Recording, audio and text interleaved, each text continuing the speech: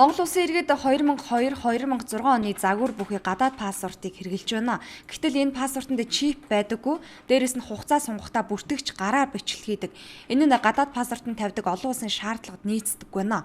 Тиймээс Монгол улс энэ оны сүүлийн хагасаас эхлээд гадаад паспортыг чиптэй хувилбараар шинжилгээр болжээ.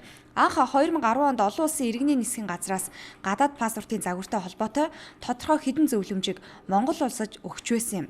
Үүнд нэгдүгээртээ гадаад паспортод чип суулгах шаардлагатай, хоёрдугаартээ гадаад паспортын бүх мэдээлэл машинаар уншуулах боломжтой болгох гэсэн хоёр үндсэн зөвлөмжийг өгсөн байна. Учир нь өнөөгийн хэрэглэж байгаа гадаад паспортын ард хэсэгт сунгалт гэж байдаг. Үүнд улсын бүртгэлийн ажилтан гараар бичлэг хийдэг. Гэтэл гараар бичсэн энэ мэдээлэл нь олон улсын хил гайл дээр машинаар уншуулгад гарч ирдэггүй юм байна. Дээрээс нь чип байдаггүй.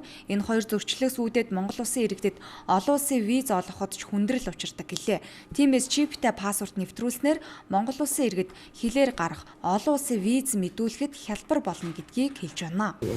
Гадны орнууд бол гол төлөв одоо иргэдийнхээ гадаад зорчих баримт бичгийг бол чиптэй маш өндөр нууцлалтай болгож, чипэн дотор нь бол биометрик өгөгдөл агуулгдсан.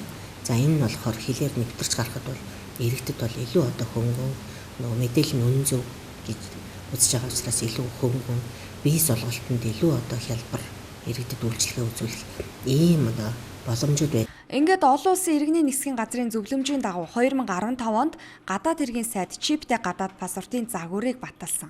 Улмаар чиптэй гадаад паспортын тендерт Унгар улсын үнэт цаас мөнгөн тэмдэгт үйлдвэрлэлийн компани ялсан байна. Унгарын ерөнхий сайдын өнгөрөх айлчлалын үеэр хоёр тал хамтын ажиллагааны гэрээгээ байгуулсан байна. Одоогоор хоёр тал паспортын бэлтгэц хүлээн авах ажлаа эхлүүлжээ.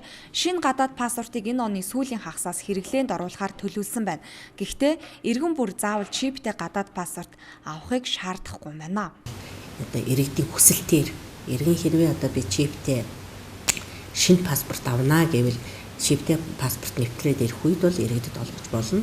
Магадгүй иргэд чиптэй гадаад паспорт нэвтрээд ингээд хэрэглгээнд ороод иргэд ингээд авах боломж бүрдэхэд үгүй би одоо хуучин одоо загварын энэ улаан паспортаа авнаа гэвэл иргэн бас энэ паспортаа аваад явах боломжоор ийм хоёр боломжтойгоор бол одоо засгийн газраас шийдвэр гарсан байна. Шинжилсэн паспортын хувьд чиптэй гэдэг утгаараа өндөр нууцлалтай. Хоёрдугаарт сунгалт хийлгэх шаардлагагүй гэдгээрээ онцлог юм байна. Ер нь олон улсад гадаад паспортын сунгалт гараар бичлэлт гэдэг ойлголт байдаггүй гэлээ. Бүртгэл статистикийн ерөнхий газарт гадаад паспорт шинээр авахар өвөлдөө өдөрт 500-аас 800 иргэн, зундаа 2000 орчим иргэн ханддаг. Харин хугацаа сунгуулахаар өдөрт 300-аас 400 иргэн үйлчилгээ авдаг юм байна.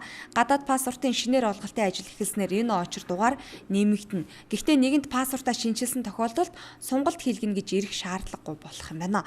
Одоогоор шинэ гадаад паспортын үн хэдэн төгрөгөөр тогтоогдох асуудал тодорхой болоогүй байна.